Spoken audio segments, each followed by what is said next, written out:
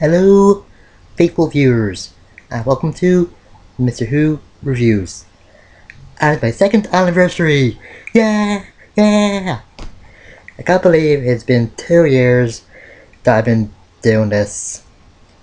And all my original videos are gone. But hey, what you gotta do? I didn't listen to the person that started to put up my videos, so... Last year I reviewed a very bad episode of Doctor Who. It was horrible. I was screaming. So this time, like I review an episode of the TV series, I'm gonna review a very bad movie based on the Nickelodeon TV cartoon. That's right. M. Night Shyamalan's Last Airbender. This is just awful, people.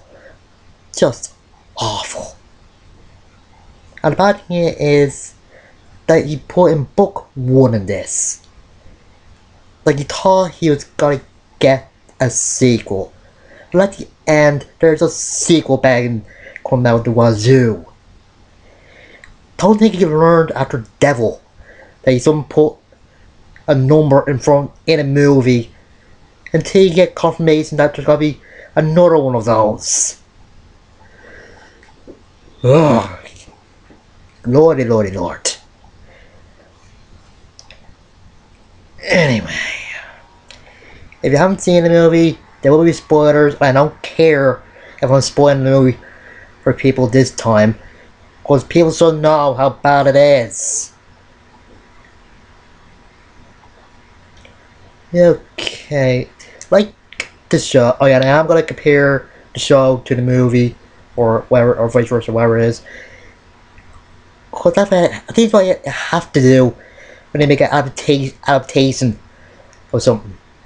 I'll do the same with the. If I ever get to review the Star Wars Factory Willy Wonka stuff, I gotta compare, and any other stuff that are adaptations of books or something like that. Yeah. Anyway, this movie starts off like in the cartoon. Shows the people doing like their ordinary element fighting thing, sense, earth, water, air, fire. That is good. But then you just get a Star Wars scroll text, and let me tell you, I think the biggest problem with this movie is just they show, they just tell, they just talk.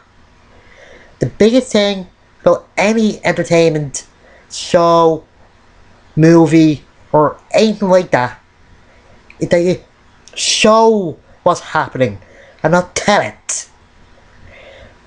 It's like rule number 6 or something. You show and not tell. It's just plain logic. Like in the scene when they get to the Northern Water Tribe, and Katara is saying that Sokka and the princess are there are very close. But don't they see that? It just raises too many questions. Ugh. Okay, characters. I think the worst character in this, or just the one that got ruined the most, is Sokka. He didn't like Sokka from the show. He's not funny, he's not that smart, and he didn't that good with a sword. And he might be someone that's always angry and taking things serious, and just has problems with shouting or something like that. I got it. Anakin Skywalker from the second Star Wars movie. like the prequels. It's so obvious. It's no wonder the way he and the princess were talking. He got tips from Anakin how to talk to girls. It's just weird. Imagine if he just said, "I don't like snow. It's so gets everywhere and it's so cold." It's just weird. The second has to be Katara. He just makes mistakes a lot of time. Just setting women like that women are competent back a few centuries. And I know you're saying that, oh, see, it's ordinary for people to make mistakes, but Katara never didn't make that many mistakes in the show. She always did great. She's even nearly being the waterbending master from the Northern Water Tribe. That's how good she was. And she became master quicker than any one of his students. Or misters, whatever it is. Oh, God. And Aang in this. And yes, I know that they say their names in the ordinary Chinese way, but I think that's just silly, because people will just know their names from the cartoon or the English way. It makes a lot of the fans mad. And I am not gonna talk about the race switching, like the black characters being white and vice versa. I'm not gonna talk about that, because it does open up some can of worms. Anyway, Katara is just acting dumb most of the time. When he first meets Aang, just keeps asking questions after questions, and he's not even awake. Oh my God. And when he gets captured, she says that he's their responsibility. Why? Why is he your responsibility? You just met him. You don't know his name. You don't know where he comes from. Why? I'm talking to him to suggest that they go help him anyway. It's just, ugh. And the grandmother in this isn't that good either. She's just there to just give plots, I think. And saying that the Fire Nation is scared of spirits and they're only taking over because of the spirit, because they think they're better than spirits, that is just wrong. They're taken over because they think they're the best, and to give the other nations what they have by taking them over. That's Nazism. It's just bleh. And the bending in this, it is awful. Originally, the bending is based off Chinese martial arts, Shaolin, Northern Shaolin. The movement thing, I forget. Yoga stuff. Yeah, that was yoga, and I forget what the other two is. I know the airbending is something to do with circle, but I forget what the earthbending is. But it's just awful, and the stance that those guys were making. I know it was a football thing, but is it football cheerleaders? Because that's just what it looks like. And 6 guys had to do that for moving one piece of rock. And one guy gets like a boulder. Did someone not see the show? Like I seen like a documentary or something with his kid watching the show, and he said he watches it, but I don't think so. They can build bloody tanks with one person in the show. A tank. Yeah.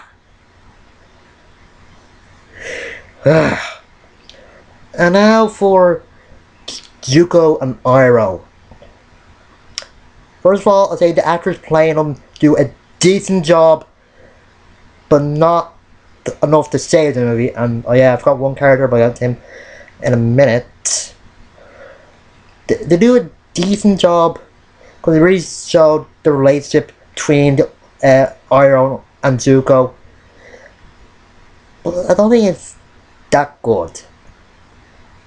And what is with Zuko's eye? It says that his father was Bird's eye, but it don't look like that. It looks like a black eye or something. Black eye, yeah. Jeez. I bet that even the original Star Trek had better makeup than this movie did. It's just awful. And what is with the actor playing Zuko always shouting when it isn't needed? There's other tones. And the one scene I will not forgive is when Aang gets captured, but the first time Aang gets captured by the Fire Nation, and Iroh says that if he goes through the test, you let him go. And there's two reasons why let this pass. One, they put like a candle, a rack, and some water, and it's just like acting to Aang. That is just goddamn stupid. He's not a human element magnet. Does the sea just follow him when he walks? Or a mountain? Or the eruption of a volcano? It is just goddamn stupid. And the thing with Iroh, he says if he passes the test, you let him go, and he just does the test, and he passes it, and he said you have to keep him in. And Iroh said that he forgot to mention that if he failed, you let him go. If he passed it, had to keep him. Iroh will never do that. He was one of the best characters in the show. And this was a mockery to the character and a mockery to the actor playing the character, Mako, or Marco, whatever. He was a great man, and he was just taking the world too soon. Too soon. And if you mock this man, I don't want to be there when people see you and know that you mocked a great man like Mako, or Mako. I don't know how it's pronounced. Yeah. And there's also a scene where Zuko and Iroh are in like this tavern or something, and Iroh's trying to get Zuko to line up on that. And all Zuko has to do is explain why he's not lining up, and then tell the backstory of how he got the scar and that. And he asked a little boy to come over. When I saw this, I was just creeped out. Why does he need to know the bloody story? He was flipping there. The way I would have done it would be a bit better. Like, it'd still be a little bit bad, but better than this. Zuko would have just stormed off, and one of the guys would say, "Hey, what's wrong with that kid?" And when Zuko is just walking back to the ship, you just see a flashback of what happened to him. It's subtle, and it tells you more, or shows you more, whatever. That is way better than getting the kid and get him to describe a bit of what happened, and you describe the rest. What is wrong with you? And another thing, they get captured by these the people from the Fire Nation that are holding Earthbenders in imprisoned Earthbenders, because this kid was just Earthbending from tiny rocks behind a tree. In the episode this is based on, the kid is a teenager and he Earthbended to save this guy, and the guy just ran him out. And I think that's stupid. The prison, like in the movie, the prison is on land. They have Earthbenders on land. It's like having, like trying to drown Aquaman in water. He can swim, and they can Earthbend on land. And in the show, it was on a ship. And I'm trying to tell them their idiocy of them not trying to escape, even though they have the power to escape. God.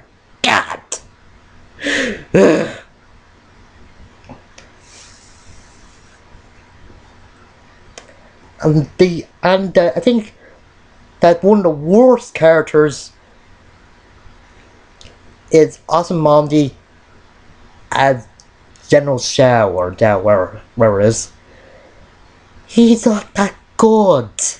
He's from the Dailies over peace sake. Isn't he not funny? And half the time it sounds like some of his lines are sarcastic. Like saying that Zuko shouldn't even be wearing the Fire Nation's uniform, but still let him, like a kid, dressing up in a costume. And then when he's talking to Iroh and mentions his dead kid. Who in the hell does that? Ugh. Don't even think the original General Zhao would do that. And he was a hothead like getting up to Zuko. And the fight sequences, oh god, I think they're just so slow. I think they're just trying to do it to make the movie longer. And they probably got the idea from The Matrix. But one difference. In The Matrix, it was new. Never seen anything like it before. And this, it's flippin' boring. Ugh. Well, there was one good action sequence. And it's 20 seconds long. Ugh. God. Even the fight between Katara and Zuko is boring, and the bloody hiding behind Zuko like a Tom and Jerry cartoon. That was just awful. The music was good. The effects were well, they're kind of good, but like you could tell it's really fake. And the costumes were kind of good,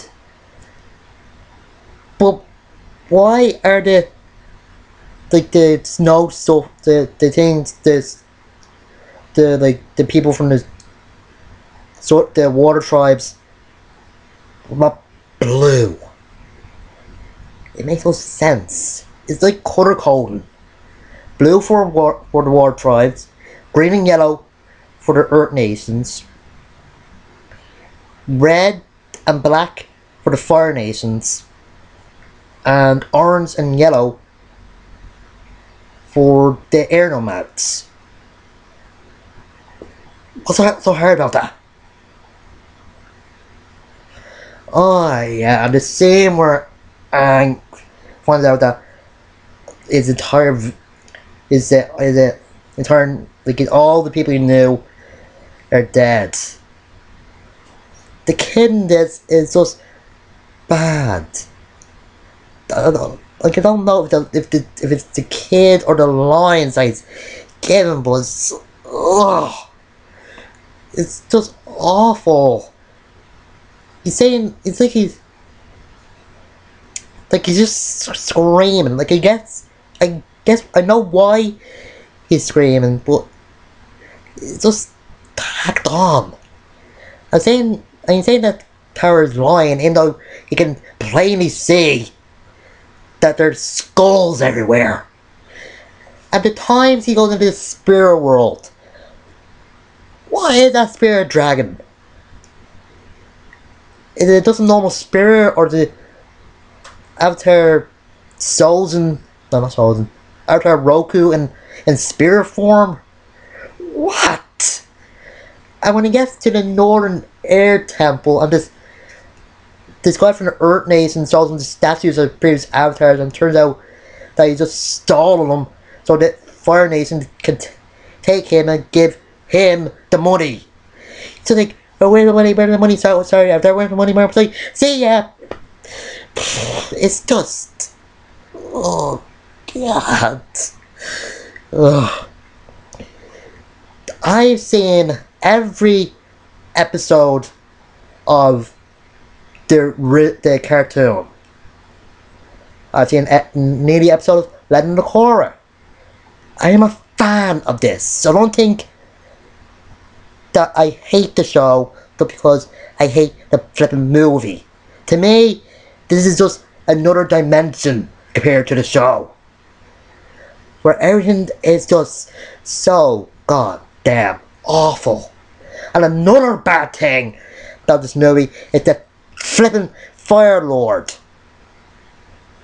The reason people were scared of him or just liked him all in general, because in the first 2 seasons he was hidden in shadows, a mystery, an enigma. And this, he just plainly see him. He is not that interesting.